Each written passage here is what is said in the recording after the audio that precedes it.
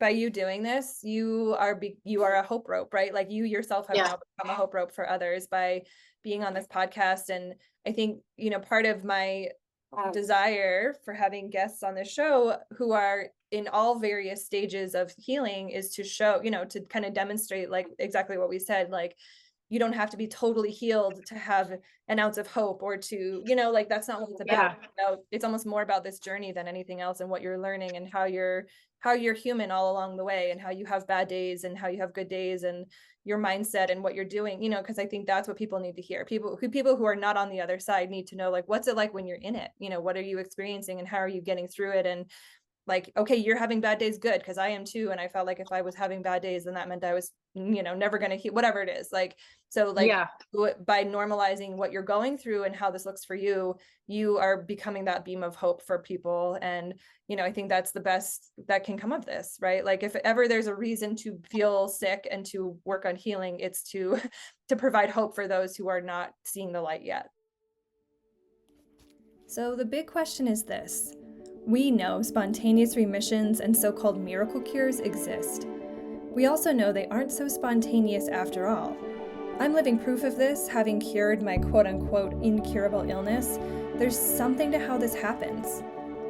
So how do we, as humans with chronic symptoms, tap into this so-called miraculous healing capacity? That is the question, and this podcast will give you the answers. My name is Dr. Erin Hayford, and welcome to the Sacred Illness Podcast. Before we begin today's episode, just my standard medical disclaimer. This podcast is intended for educational and informational purposes only. The content should not be considered a substitute for professional medical advice, diagnosis, or treatment. Always consult with a qualified healthcare professional regarding any medical concerns. We should be teaching this in schools. Like kids should be getting raised up on understanding regulation and how to, like what they're feeling in their body and what that means and what to do with it. And obviously like healthy emotional like expression. And like how old is your son? I think you mentioned he was born I have a COVID baby too. So He just turned 4 okay. last weekend. Yeah. On the 5th. So happy belated. Ours is 3. He's 3 in like 3 months. So he was like a little bit of a COVID baby, but it's that like age, right? Like I can see the like they are just naturally dysregulated. And I can see how if we are not regulated, how easy it is to just keep perpetuating this, like, I don't know, these, like I think you said earlier, maybe before we were recording, I can't remember, but there's obviously a spectrum of narcissism. There's like full on narcissistic personality disorder. Yeah. But then there's also just that narcissistic trait where we want our kids to like behave well and to reflect well on our family and to be polite and to not be angry. And, like we just have this kind of culture of being perfect, like looking perfect, looking good, whatever that means. And so we just are continually teaching kids to suppress anger, to suck it up, to like whatever it is, like. And so I think there's just so much that can happen. And you said it beautifully. Nervous system work is for everyone. It's not just for chronically ill folks. Like this, it's like preventive medicine 101. It's how we're supposed to be in the world. We're supposed to be in our bodies. We're supposed to move slower. We're not supposed to be part of this crazy rat race of the American culture. Everything about the way that we are asked to show up in the world is just so not conducive to health, to being in our bodies, to being in touch with who we are. I mean, I think some people move at a fast pace, right? But it's just, it's like giving yourself permission to move at the rhythm that your body wants to move at. Yeah. So I think there's, I mean, obviously we like this is, I feel like every episode I get to this place where like, we have to just overthrow everything and have a revolution and change but like truly, like we just have to. I say the same stuff. That's why when I feel like I aligned so well living in Germany because the lifestyle there was so much more aligned to that style. And then I came back here and everything is just, I don't align with that. And so now I am still that fast-paced person. I think I always will have kind of a little bit of that to me. But now it's like I'm a fast-paced person, but when my body says stop, I have to stop. Whereas instead of I'm a fast-paced person, my body's saying stop and I'm ignoring the alarm and it sends me into chaos. And so now I'm looking at my life, even down to my career. How can I have a career? How can I have a life where I make it as German as possible without being in Germany? I want to live in the calm, in the quiet, still be successful, but my success is probably not going to be the same as everybody else's. Not because I have POTS, but because in America, it's like measured as in how many hours are you putting in? Are you clocking? How much money are you making? How much success? How many businesses? How well is your name known? Whereas for me, it's like, how slow did I get to move and enjoy my time while still meeting other people's needs, meeting my own needs, being with my children, but I'm also successful in helping others. And so for me, I'm like, how can I find that? How can I live that lifestyle? And if it doesn't bring the most money, it doesn't bring the most money, but I'm not living in chaos. That's kind of what I've learned, is learning how to slow down and I look back now and I'm like, if I wouldn't have had this, I would have been ran into I did have an illness pop up, but if I would have kept going and still even ignored all these signals, I'm like, I probably wouldn't have made it many more years. Right. Like my body would have just crapped out. This is not a way to live. And so slowly trying to like integrate that even into my husband's life and ideas of like work and my dad's and my family's. I'm just like, listen, this is not traditional lifestyle. Our bodies aren't meant for this. Love that. Let's have Yeah. a revolution, but no one wants to. So. But for real, yeah. Yeah, and I think that's like Western medicine is good at keeping us functional for as long as possible until we crash and burn when we finally retire, and then we're like, not able to enjoy life because we're so burnt out and so broken by that point. But you said it exactly. That's how I think of it too, is culturally you are quote unquote healthy and successful depending on how functional you are, depending on what you're producing, how much money you're making. It's like all these external things that don't actually bring purpose. And we wonder why we're also depressed and like disconnected and unsatisfied or dissatisfied by life, is because we're not connected to the essence of what it actually means to be alive, and to enjoy this short time we have on this planet. Yeah. And I'm just so excited for your future clients, because there's something just so powerful about someone who has walked this journey, like in this really intimate, really challenging way. You have been there and you've been there and back kind of thing. And I've seen that a lot in folks who go through these healing journeys, is that in some way, shape, or form, they're like, I want to embody this in a way that helps others, it changes us. I mean, that's exactly why I'm here doing this work, is because that exact reason, right? It changed me. And it's weird how illness can put us on a different life path. I guess that's part of it too, right? It's trying to get us to change paths. It's trying to say, again, like the way you've been living your life and the way that you are thinking about yourself or treating yourself or taking care of yourself or whatever is not conducive for health. And so things have to change. And it can change everything from our relationships to our career and beyond. And I think another thing too, like, because even when I was in the thick of it and I was hearing stuff like this, people were like, yeah, this illness made me change my life. And now I just move slower. And I'm thinking, so that means, I think that meant like it doesn't equate to joy. And that means you just have to bow down to your symptoms, bow down to your illness, and just live this lazy, boring life. And I really want to emphasize, I don't think that's how it's meant to be. What I think it's meant to be is you can heal your illness and your symptoms and live a great, healthy life. But in return to that, you can still travel, enjoy, eat the food you want, exercise, engage with other people. But the difference is when you're tired and you're done and you don't want to do something, you're like, oh, I'm respecting that. Or, oh, I don't like this situation I'm in. Let's get out, instead of pushing yourself through that.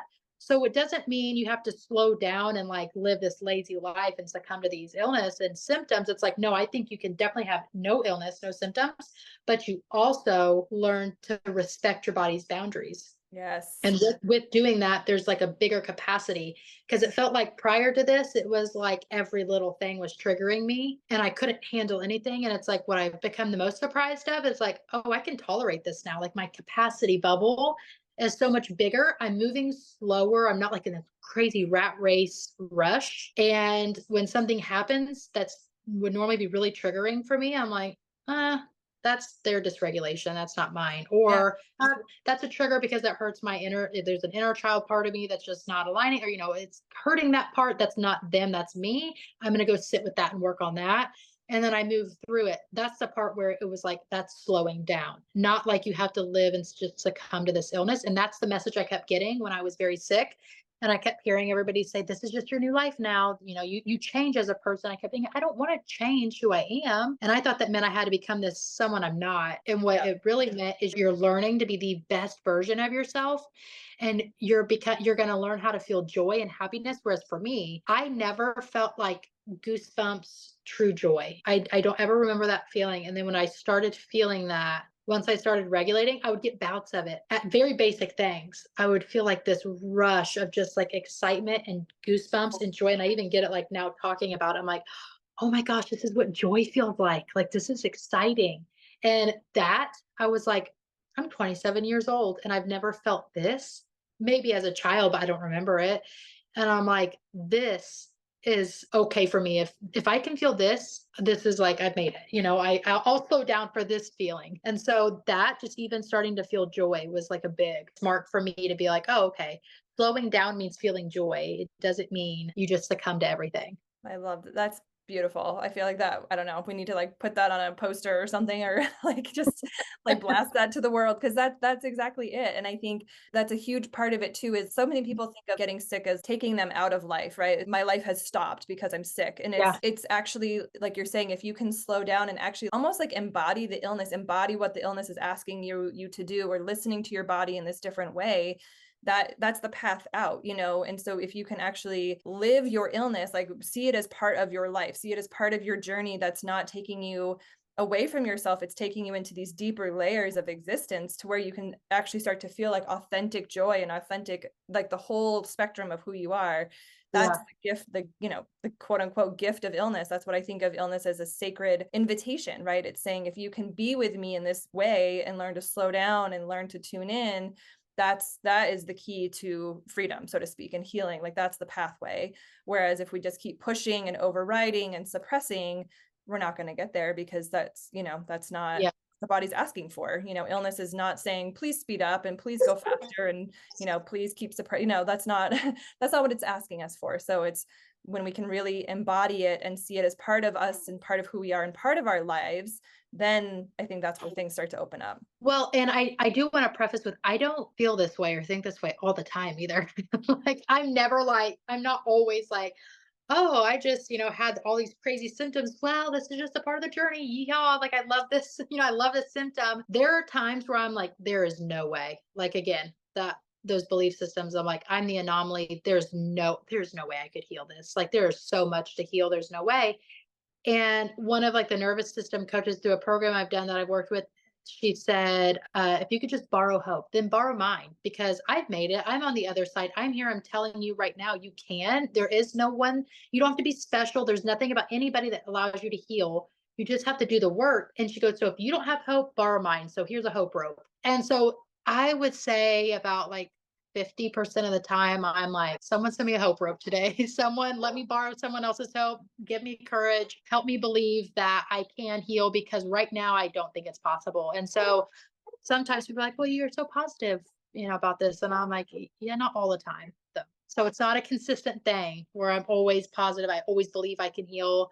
Sometimes I don't. But then what I've noticed is when I get into those little flares or whatever we want to call it with my physical symptoms, like I've made like exponential growth in my healing. I am able to tolerate heat decently well. I'm way better than I was. My standing tolerance is better. My physical, I'm getting up at 6 a.m., which when I first got sick, I wasn't even making it out of my bedroom till close to 1. Like I physically couldn't get up to get out of the room. By that time, I'm getting up and getting ready and doing makeup and doing my hair and just getting up and going and taking my kids to school and stuff like that. And so it's a very gradual increase. And then after I'd have those really bad humps, then it was like really good growth came on the other side. And so now when I'm getting these humps, I'm still fighting the fight or flight. I'm still getting stuck in it some, and learning to come out of it. But with that, I'm like, hey, I get these really good growths on the other side. My body is learning to recalibrate. It's a very bizarre healing journey, I will say. But Yeah. there's always a really good recalibration on the other side, a better, like another leap. Yeah, the flare takes me a couple steps back, but then I get a big leap at the end of it.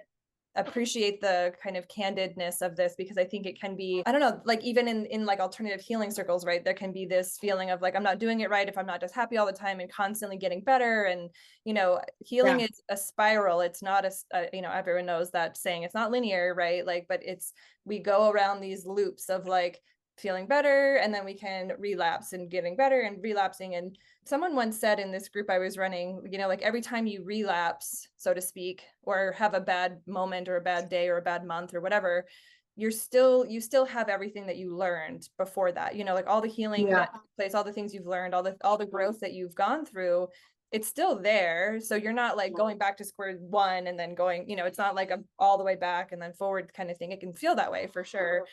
But I think it's important, like once you've kind of like what you're saying, like once you find your footing again, you're in this more powerful, deeper place because of everything that has happened before. And then even that relapse, even that going into a challenging place again, you're learning something or you're getting something out of that. But it's hard to continue. Like, I don't think the goal is, or the need is, to constantly be in a positive mindset, or else you're failing. And I think that's an important thing to reiterate to people. Yeah, well, because the toxic positivity, I think, Yes. bring a lot of shame. I think there's like a Yes. lot of shame behind that. And it's like, if I'm not positive, that, and then you feel a lot of shame. If you're not being positive, then you're trying to force positivity. And then it ends up a negative cycle.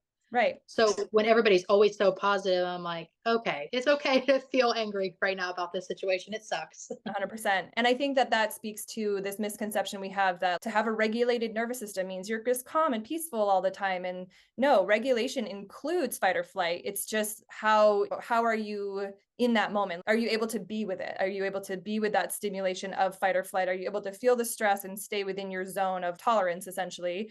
Or are you flying off the handle and completely dissociating, or going into a rage fest? Because that's not regulated. Being regulated means you still feel uncomfortable feelings. You still have hard moments. You still have hard days. This is not a journey of perfection. It's about making space for everything that it means to be human, which includes feeling angry and sad and sometimes depressed or tired or whatever, and of course feeling joy. And like you said, having all of those experiences be authentic. It's not just this putting on a happy face because I'm supposed to feel this way or whatever. Like, it's just allowing what's there to be there and being with it in this different way. Yeah, I saw a diagram. It was perfect. It said nervous system. Your nervous system shouldn't be these big jagged highs and then big jagged drops, like these big mountain tops, that they were, and then very low lows. It should be just this very nice wave where you're just waving through the different stages of, fight or flight, or maybe you do drop down to a little bit of shutdown, but then it is normal for our bodies to go into fight or flight. That's a common response. But like when you don't know that, and then something like when I very first started nervous system work, I'm like, okay, so I have to always be calm. And then something would trigger me and I wasn't calm. And I was like, well, then I failed at my nervous system work. Dang it, I didn't stay calm during that. Where it's like, now I'm aware, oh, that is naturally supposed to make anybody not feel calm when something like that happens. What you do after the fact is what matters. Are you going, you were calm and regulated and then something triggered you, and then you're learning how to deal with that and handle it so you can bring yourself back down to calm? Or are you staying in that position for days or weeks or hours on end, which I was staying forever? Knows I'd be triggered and then I never left the triggered. And so that's where I'm like, oh, that's normal to wave and ebb and flow. Like every time I'm triggered, it's not like every time I'm triggered, I have a mass amount of pot symptoms either. So some people are like, so I'm supposed to just always expect these flares to just ebb and flow. And I'm like, well, for me, it's like the symptoms become less, but the emotional stuff, like, yeah, if someone does something to is being disrespectful to my spouse or my kid, I'm going to or harms them, I'm going to naturally get in a little bit of a fight or flight. Yeah, I'm going to feel angry. I'm going to feel these emotions. I may even feel hot and heated, and my heart may pick up a little bit, but it's not like back to where when I was really sick and someone would cross my boundaries. I remember just my ears would ring. I couldn't see. My body would shut down. My heart rate was I couldn't sit up. And then for a week after I would flare, I couldn't get out of bed over just someone triggering me.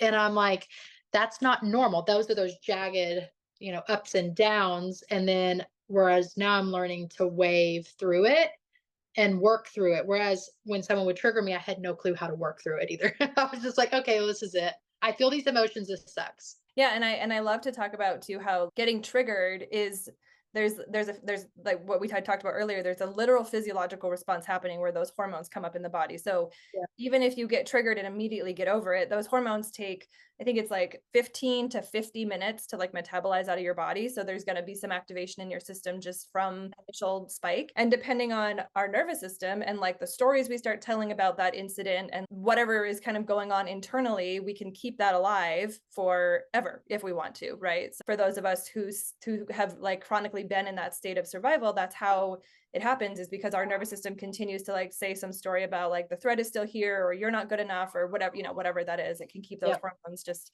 going and going and going. So it's kind of like breaking that cycle and again, kind of like looking at the threat or understanding the threat, understanding where it's coming from and why. And that's how we start to allow ourselves to come down on that other side. But it can vary and it's not failing. And it's all those things. Even when we do get triggered and we are there for a long time, you're not failing. Your body is responding exactly how it has been programmed to respond. So it's just reprogramming it, which obviously is easier said than done, but it's not impossible. And I love what you said too about like, you are no different from me, who is no different from anyone listening. Like all of our bodies have these capacities. We have an innate capacity to heal and to rewire our nervous systems and to reprogram how our bodies are showing up in the world. It just, takes time. And I think that's part of, again, the paradigm shift is like, we want to just have this quick fix so we can like get back to life. But what does that mean? Get back to the rat race that made you sick in the first place? There has to be this willingness to completely disengage or to divorce yourself from how you were living and say like, okay, this healing process is slow. It's teaching me to slow down. It's teaching me to be more intentional and more mindful and more purposeful in how I'm living my life and how I want to show up. And it's learning my rhythm. It's learning what I'm actually drawn to. How do I actually want to spend my time? And that can, just doesn't mesh with some folks who just want that quick fix, which is whatever, you do you, but for those who are willing to do the slow work and have these ups and downs and all arounds, it takes a lot of resilience. It takes a lot of hope ropes for sure. Like, and I think having those people who will throw you that rope is essential in this work because it is not easy to do on your own. If you are surrounded by people who don't believe in you or don't understand what you're doing, like it's really important to have those people who are on board with you. Hi everyone, Dr. Erin here. So by now you're starting to get an idea of some of what the sacred illness paradigm is all about. The sacred illness paradigm is all about this question of what is your illness inviting you to become? What is it that lies within each of us that allows some of us to acquire so-called spontaneous healing or remissions? And what is the key to unlocking that innate self-healing capacity in each and every one of us? The Sacred Illness Blueprint is something that I developed as a guide to help you walk through this process step by step to learn how to move deeper and deeper within yourself to find these layers of dysregulation, of trauma, of limiting beliefs, of things that you're holding within your system that are keeping you small, stuck, and sick. Ultimately, if we ignore the mind-body connection and are not exploring the ways in which our nervous system continues to be dysregulated or in a chronic state of activation and stress, any healing modality that we put into our body from the outside in is going to be less effective, if not effective at all. So if you are currently feeling stuck, lost, confused, or disillusioned in your healing journey, feeling like you have tried so many things, you have tried so many modalities, you have worked with so many providers, and you're just not seeing the results you want, know that this is normal, and of course you're not, because this foundational mind-body connection is often, if not always, missed in all of these modalities.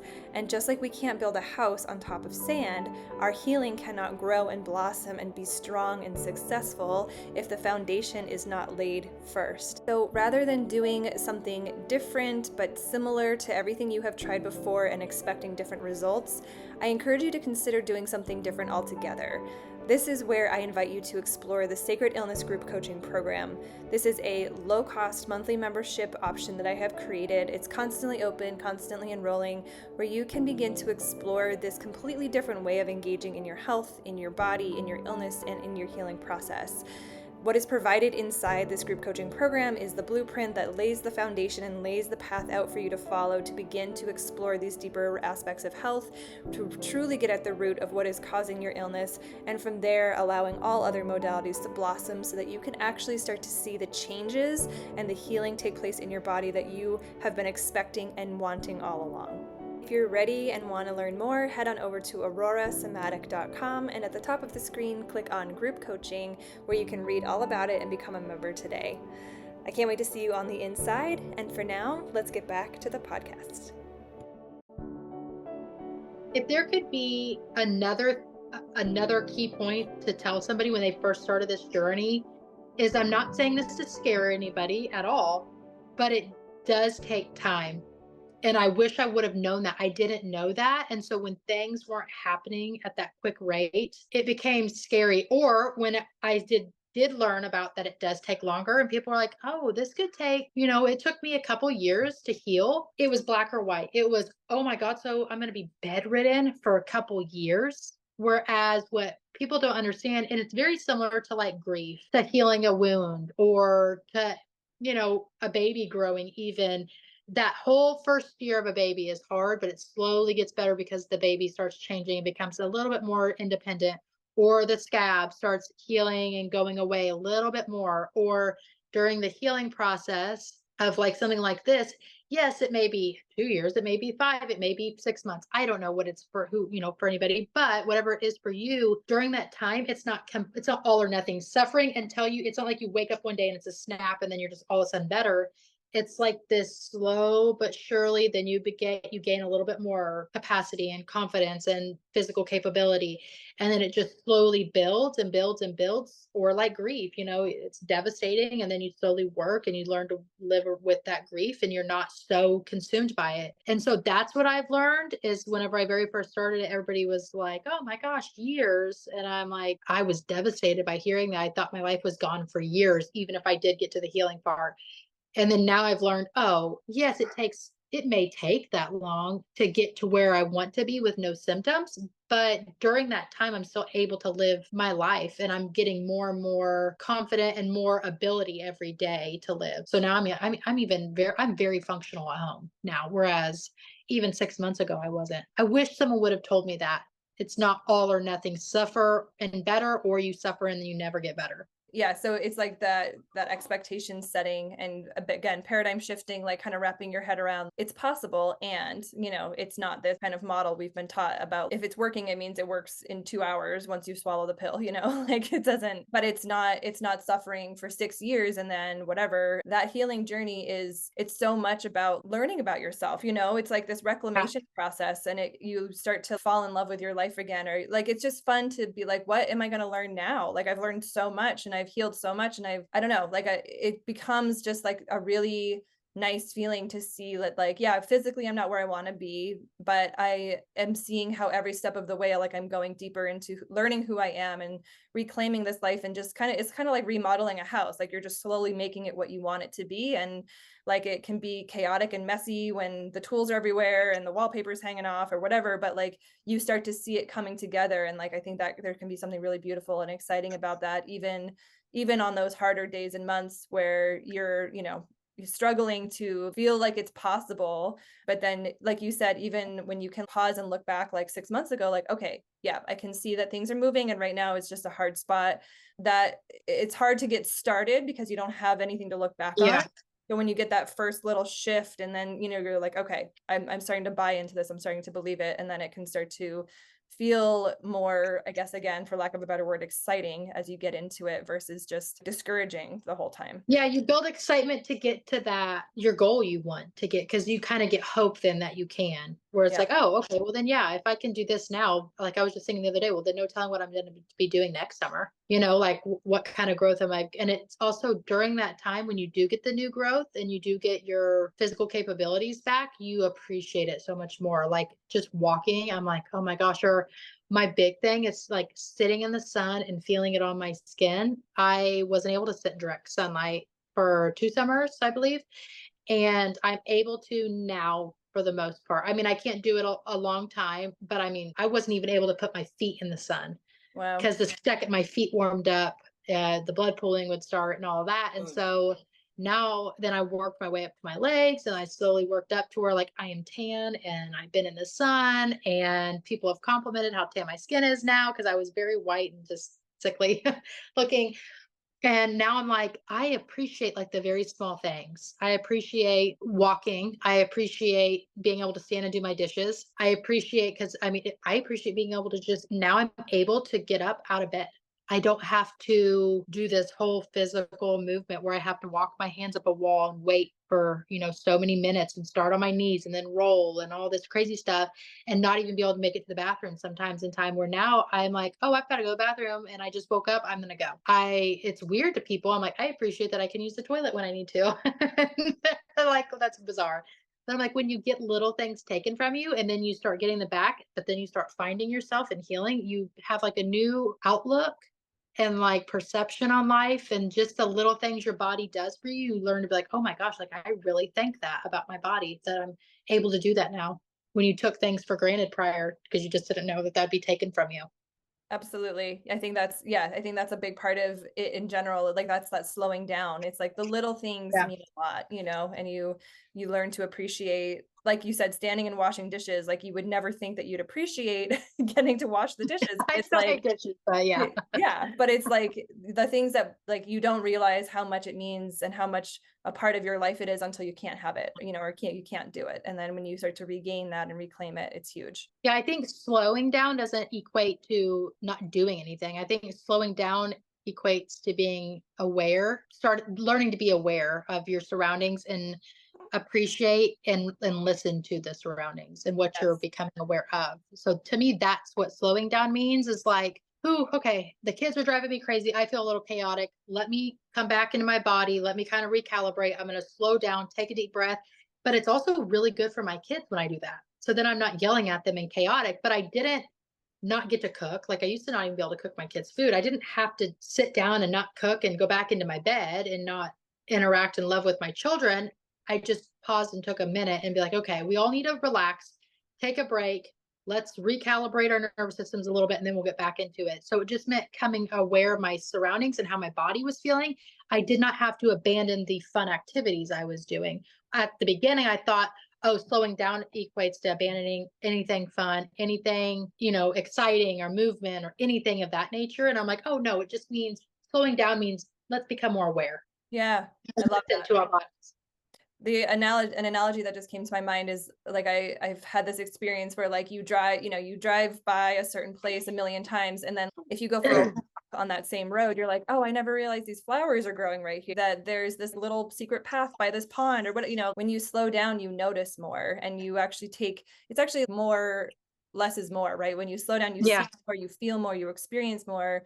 And it's hard to do that because when you're triggered, adrenaline makes you want to go fast. It makes you want to speed up and get louder and bigger and like just kind of power through it.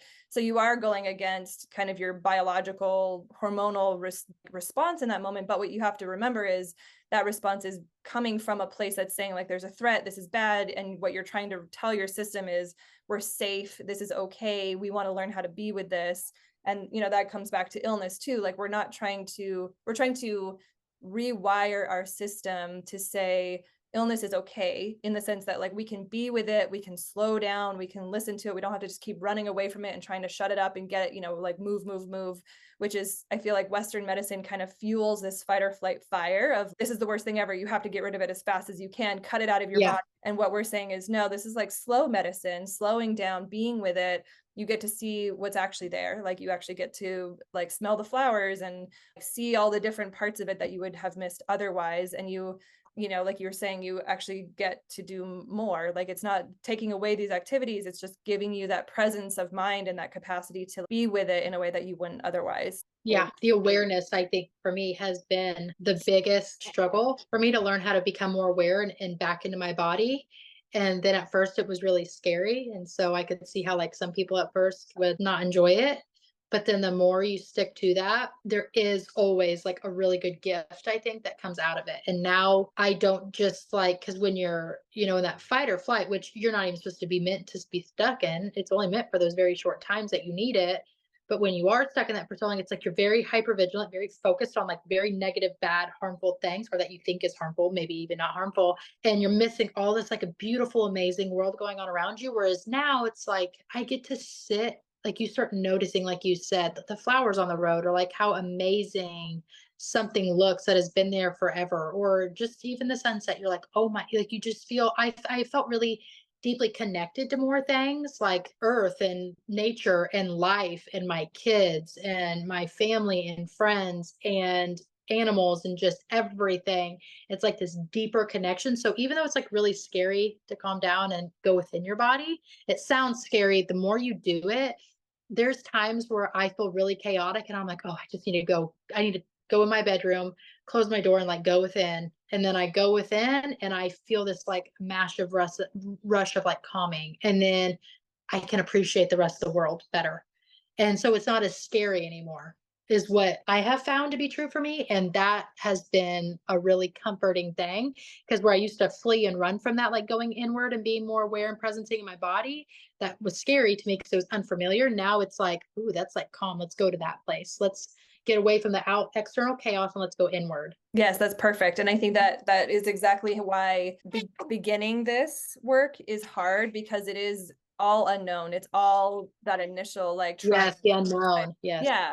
And then once it becomes familiar, then you're like, oh, like you just said, like actually that feels really good. But doing it the first time is like, oh, this feels like the opposite of what my body's asking me to do, or like, or I've never done that before, and that doesn't feel, yeah, like it doesn't, I don't know what to expect, or is this wasting my time or whatever. So it is that like initial, I mean, anything new, right? There's that initial sort of like learning curve of like doing it for the first time, trying it on, seeing how it feels. And then once you start to understand it, you know, and again, I think this kind of work in particular can start as like an intellectual understanding of, Yeah. it makes sense. The nervous system does this. Okay, I can see how this would be a way to like heal my body. And then you have to start doing it, you know, and then that's where you start to build that trust muscle of, okay, I understand it. And now as I'm doing it, I'm starting to see things shifting. But you have to have that buy-in initially kind of to like, you know, start the Start process. yourself. Yeah. Yeah, you can't make anybody start it. And that's kind of what sucks, because there's people I'm like, hey, have you done nervous system work yet? And they're like, no, I haven't done it yet. I'm like, come on. Yeah. You can't make them unless they're ready. But another thing is, when I first started, I've been doing it for a year now. And at first it was not the physical shift. Like, I did not have symptoms shift immediately. Some people did. I did not. And I think the amount of trauma and how long we've lived in these states matters. But for me, mine was just that, like, for months, I was just in the buy-in process of like, okay, I'm learning this, trying to buy into it. And it wasn't like it had to take me a lot of persuading. It was just my belief systems were trying to resist it.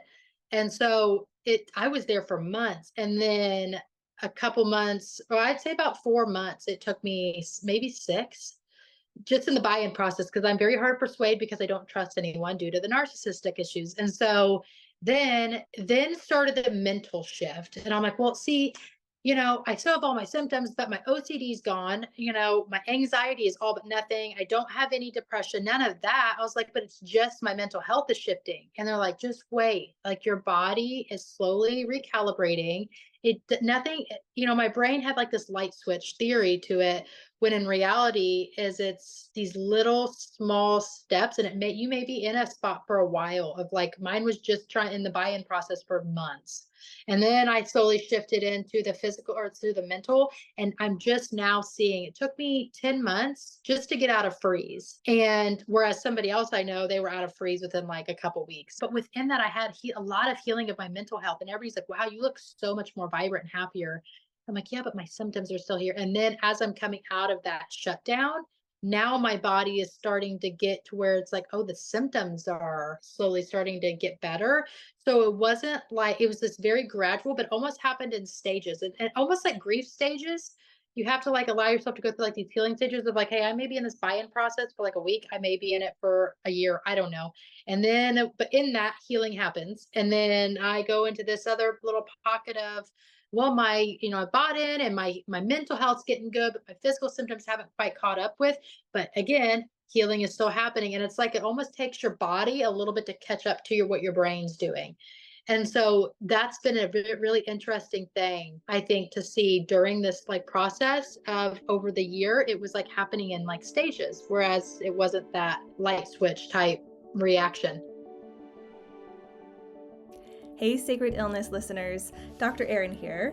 I'm quickly interrupting today's episode to put out the invitation to you or anyone you know who has a chronic illness or chronic symptoms that would like to come onto the podcast and share your story. Our goal is to invite folks onto the show who have worked with mind-body medicine modalities and noticed an improvement or even a complete resolution of symptoms using this potent medicine. If this describes you, check the link in the show notes below that will take you to a quick application to fill out that will give us some information about who you are, what your story is, and we'll take it from there. And again, if you know anyone who might also fit this description or like to come onto our show, please feel free to share the link with them as well.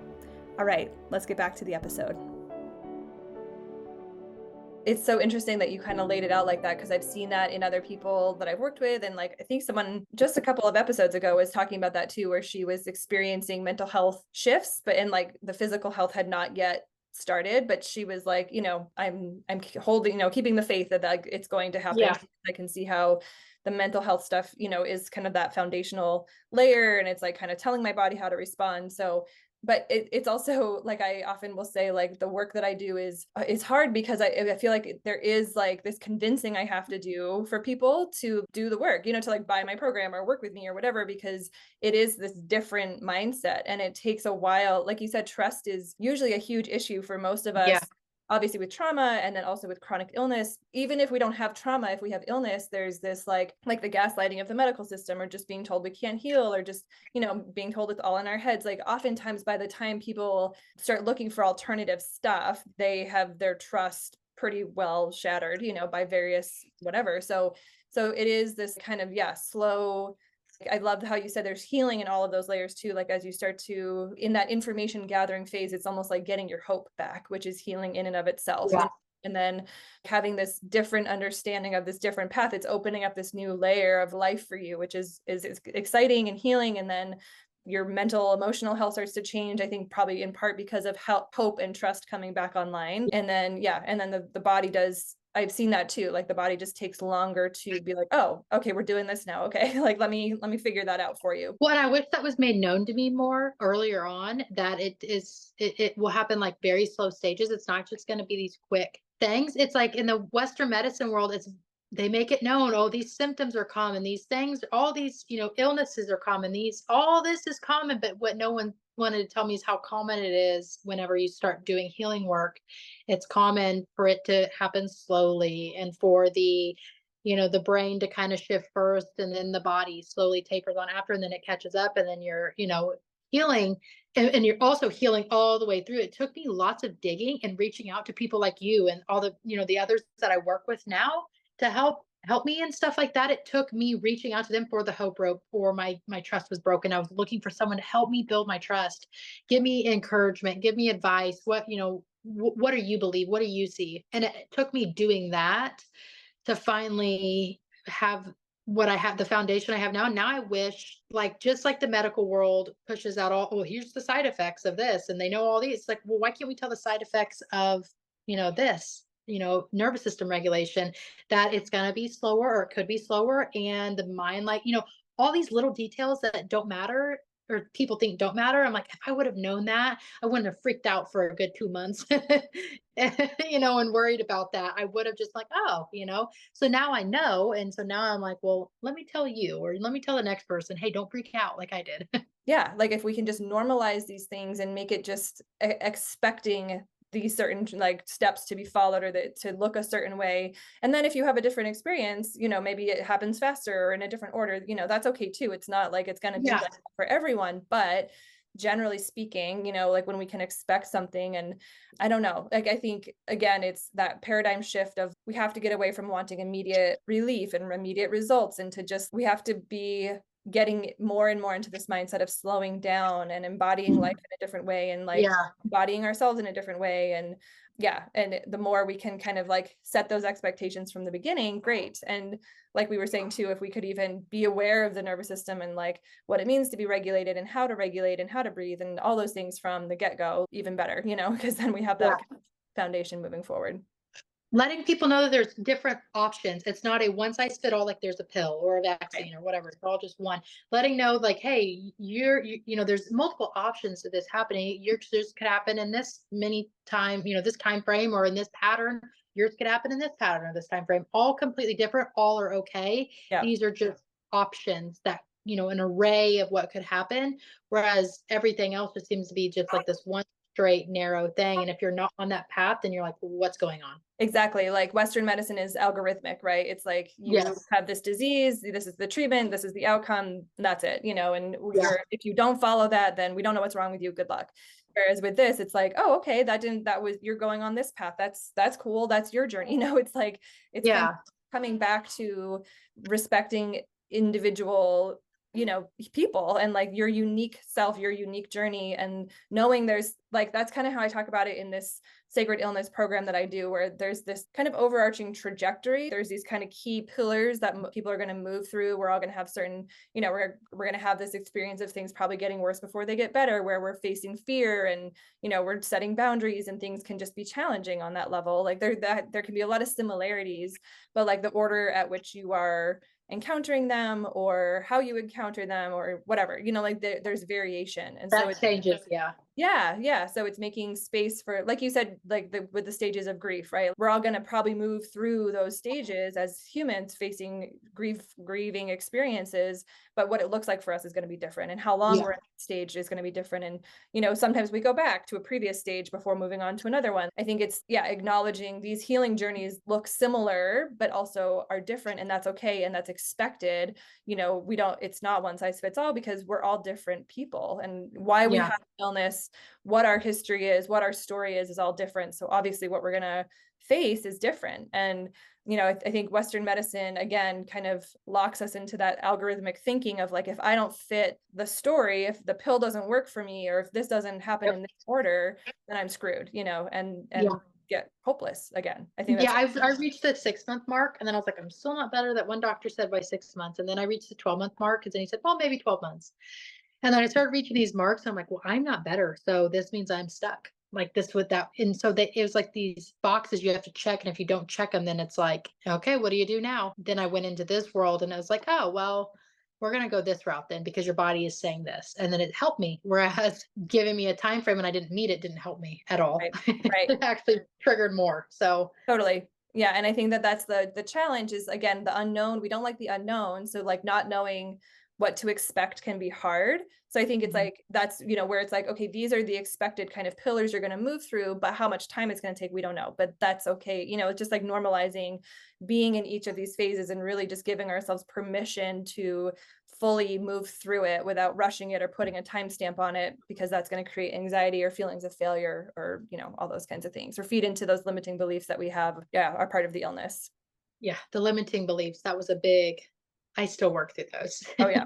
That's a whole nother section of things I could get into at the whole limiting beliefs. It's just, It's like talking the talk first, right, and then walking the walk is second. And that's, it's almost like yeah, what you're saying, where like the mental emotional stuff can change first, but then the physical change, like it takes time, because like yeah, you understand a limiting belief, you can see where it came from, but like actually letting it go and embodying something else is a whole other, but that's part of it, right? And I see that those limiting beliefs, it's like that, I use the onion layer analogy a lot. It's like the kind of less intense ones are easier to get rid of, like, I can't be yeah, successful. Oh no, I can be successful. I can let that one go, whatever. yeah, But like that, for you, that really core one of there's something wrong with me, or I'm the anomaly, or like I can't heal, like those core ones, I feel like are what we're working our way toward as we do this healing work, and like those yeah, are the hard ones to budge, because they're the core, they're the epicenter of everything. Like it's kind of like the seed out of which everything grew, right? So it's like coming back into that's the work, and it's hard to do that, but it is not impossible. Again, it just takes time and consistency. yeah. It feels like chopping down the old beliefs and then having to regrow new ones. And I don't know if you've gotten to see the new Inside Out movie, the Not Inside yet. Out 2. Yeah. They did a really good job, I feel, of showing the core beliefs and core values. And I'm like, that is very important, I think, for children to learn, of like what our early core beliefs are, because I feel like that sets the stage and the tone for how we handle any sort of stress or issue. And then if an illness arises, how we cope with that as well. But the core beliefs, I feel like, was shown really beautifully, and then how anxiety and all those other extra emotions can come in and try to change your beliefs, even though it's not really ideal. And so that was really cool, because now it's very bizarre that a child's movie, I use that like when I'm struggling, like with part and I'm doing parts work and stuff. I have those characters in my head. I'm like, oh, they're up there. I can see my little core beliefs moving. And then I can see those characters like talking, and the anger and the joy and the sad and the new one of anxiety and all that they came out with. And I'm like, that really puts like a good perspective, but also a good visual for people to learn. I'm like, I think every adult needs to go see that movie to learn about the core beliefs, little station that they had in the middle is really perfect for that. I thought it was funny.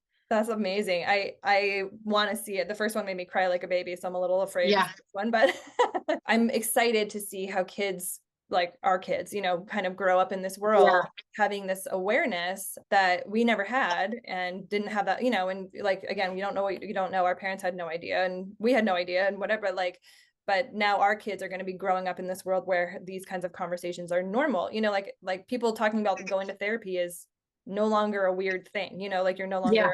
quote unquote crazy person for going to therapy. It's like, oh, you don't go to therapy? Like, are you okay? Like that's like, it's like less normal to not go, whatever. But I jokingly recommend my therapist. I'm like, hey, do you want my therapist's yeah, number? When I hear them say something odd, I'm like, you want to go to therapy? it's like who doesn't, right? Like we are not untouched by life. And I think that, yeah, I think the more we talk about it, the more we normalize it, the better. And I'm so excited for movies like that to be coming out, and just in general, like these conversations to be taking place. And that's the goal of this podcast, is just to be another line of connection that we have to like these concepts and these ideas, to get that conversation out there, which is why we wanted to have, I wanted to have you on the show, and we wanted to have this conversation.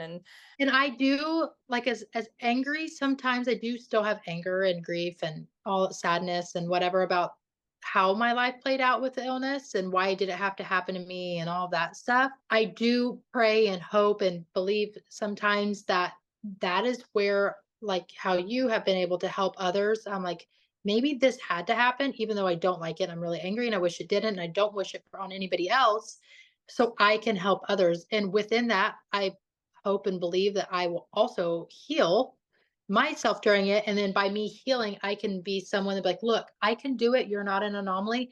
And here's how you can do it without going and wrecking your belief system and your thoughts and ideas and your foundation, because you go to Western medicine and get told chaos, and then you feel like you're stuck, like so many people do. That's my goal in this now. But if you would have asked me this at the beginning of getting sick, I would have been raging angry. Yeah, totally.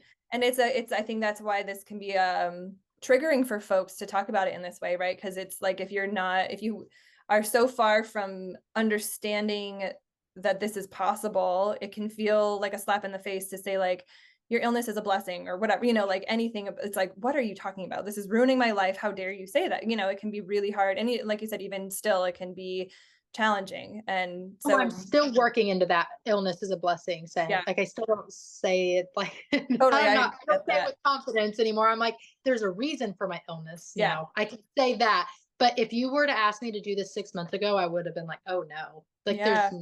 no, I just wouldn't have been. And I think it takes the growth slowly to be able to talk about it, because there was so much shame. And I still have a lot of shame around my illness. Like, I don't like to tell people about it, but I'm like, maybe if I do this, that'll bring me out to, like, there's nothing to be shameful for. I got sick. Okay, so what? Yeah. But now I'm healing. I'm not staying stuck in it. Whereas I had a lot of shame based around, like, I wanted to hide under a rock. Don't let anybody know. Don't tell anybody about my story, nothing like that. And so I think it's just taking the time to slowly work through it. Because, like I said, 6 months ago, I kindly would have, denied Declined. doing Yes. it. So I think it just took that time to grow to be able to do it. Yes. And I think like by you doing this, you are a hope rope, right? Like you yourself have Yeah. now become a hope rope for others by being on this podcast. And I think, part of my desire for having guests on the show who are in all various stages of healing is to show, to kind of demonstrate like exactly what we said, like you don't have to be totally healed to have an ounce of hope, or to, like that's not what it's about.